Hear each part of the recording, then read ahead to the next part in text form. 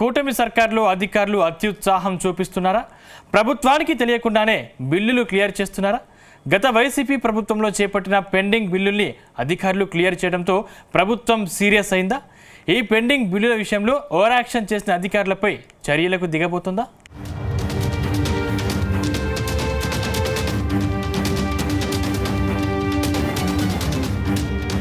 ఆంధ్రప్రదేశ్లో కొందరు ఆర్థిక శాఖ అధికారుల తీరు వివాదాస్పదమైంది.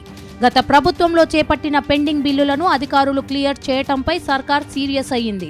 గత వైసీపీ ప్రభుత్వం 3 రాజధానుల ఏర్పాటులో భాగంగా విశాఖలో రుషికొండపై సీఎం జగన్ కోసం భారీ భవనం నిర్మించారు. విలాసవంతమైన ఈ భవనాన్ని ఇప్పటికే పలుమార్లు తనిఖీలు చేసిన సీఎం చంద్రబాబు, మంత్రులు ఈ భవనాలను ఏం చేయాలనే దానిపై మాత్రం ఇప్పటికీ నిర్ణయం తీసుకోలేకపోయారు. ఇలాంటి సమయంలో గతంలో భవన నిర్మాణ పనులు చేపట్టిన కాంట్రాక్టర్లకు పెండింగ్లో ఉన్న బిల్లులు క్లియర్ చేసినట్టు తెలుస్తోంది.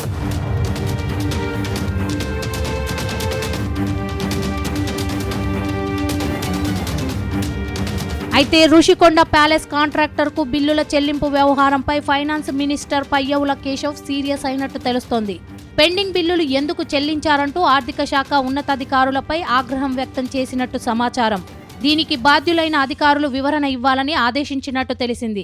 కానీ అదే సంస్థ చేపట్టిన వేరే పనులకు బిల్లులు చెల్లించినట్లు అధికారులు వివరణ ఇచ్చారని తెలిసింది.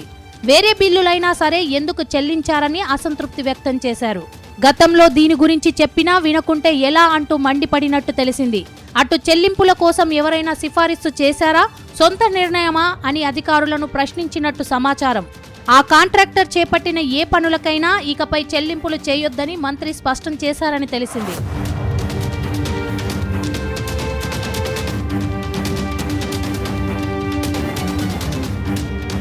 గత ప్రభుత్వంలో 3 రాజధానుల నిర్మాణం పేరుతో జగన్ ప్రభుత్వం విశాఖలోని రుషికొండలో భారీ ఎత్తున భవనాల నిర్మాణం చేపట్టింది. దాదాపు 500 కోట్ల రూపాయల ఖర్చుతో అత్యంత విలాసవంతమైన ప్యాలెస్ ను నిర్మించింది. మొత్తం 4.5 ఎకరాల్లో భవనాల నిర్మాణం కోసం 22 ఎకరాల మేర కొండను ఇష్టానుసారం తవ్వేశారని విమర్శలున్నాయి. అయితే 5 ఎకరాల్లో వేలాది మొక్కలతో ల్యాండ్స్కేపింగ్, బ్యూటిఫికేషన్ పనులు చేపట్టారు. పర్యాటకుల కోసం 7 నక్షత్రాల హోటల్, కన్వెన్షన్ సెంటర్, గదులు నిర్మిస్తామని మభ్యపెట్టి 5 బ్లాకుల్లో పడక గదులు, డైనింగ్, లివింగ్ రూమ్లు, సమావేశ మందిరాలు నిర్మించుకున్నారు. రాజభవనంలా విశాలంగా, విలాసంగా నిర్మించారు. కానీ ప్రభుత్వం తిరిగి అధికారంలోకి రాగానే రుషికొండకు మారదామని జగన్ భావించారు. అంతలోపే ఎన్నికలు రావటం, వైసీపీ ఓడిపోవటంతో అవన్నీ ఆగిపోయాయి. ఆ తర్వాత కూటమి సర్కార్ అధికారంలోకి వచ్చినా ఈ ప్యాలెస్ విషయంలో ఇప్పటి వరకు ఎలాంటి నిర్ణయము తీసుకోలేదు. కానీ ఇప్పుడు అధికారులు అత్యుత్సాహానికి పోయి బిల్లులు క్లియర్ చేయటంతో సర్కార్ సీరియస్ అయినట్టు తెలుస్తోంది.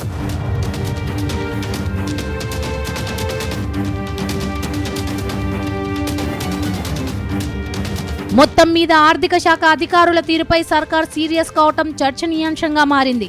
ప్రభుత్వానికి తెలియకుండానే బిల్లులు చెల్లించిన అధికారులపై వేటు తప్పకపోవచ్చనే చర్చ జరుగుతోంది. ఈ విషయంలో సర్కార్ కూడా చాలా సీరియస్ గా ఉండటంతో మిగతా శాఖల అధికారులు కూడా టెన్షన్ పడుతున్నట్టు సమాచారం.